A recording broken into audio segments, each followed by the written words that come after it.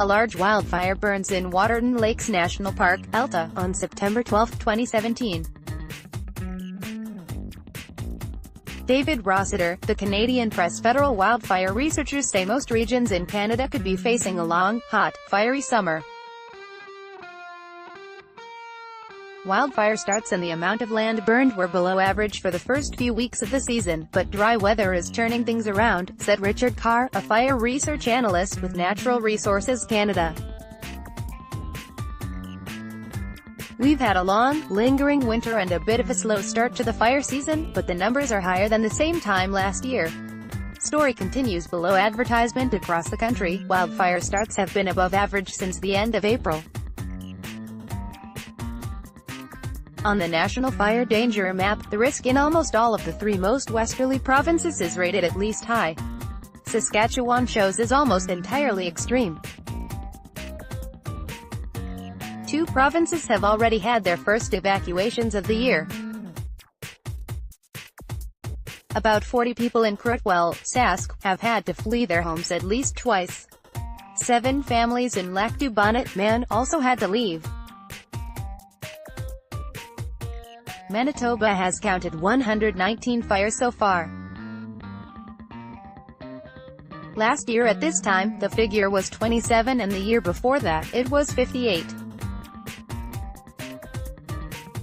Nationally, the Canadian Interagency Forest Fire Centre says Canada is about 100 fires ahead of the 10-year average for early May. Although some parts of the country are flooding, much of the forested area remains dry, Mr. Carr said. It's pretty dry across that whole stretch, right from British Columbia to Western Ontario. Ontario has banned open fires in its northwest and Alberta has posted bans in many parks and municipalities. A ban in Saskatchewan covers Crown land in provincial parks, except in the Cypress Hills. Story continues below advertisement. The Alberta government produces a map that displays how dry forests are. Almost the entire forested region of the province rates at least 89 out of 100. More worrisome are Environment Canada's weather predictions for the summer. Although precipitation is difficult to predict and some rainy relief is expected by July, Mr. Carr said the data suggests it will mostly be hot and dry. There's still a fair amount of Canada that's showing drier than normal conditions, he said. If we get rain during that time, we might go into a lull and have a normal summer. But if it stays dry, and it looks like there's a chance that we might be a busier season. A number of models are predicting a warm summer across North America.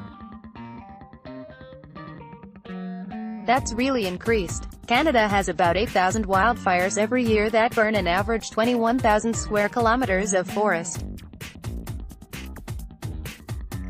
The amount burned varies widely from year to year, but federal statistics suggest that figure has been rising for the past several years. Story continues below advertisement. Scientists theorize that increased wildfires will be one of the main effects of climate change, as hotter weather and less predictable precipitation creates more volatile forests. Fire conditions are tough to predict. Heavy rains, lightning strikes or gusting winds can change everything.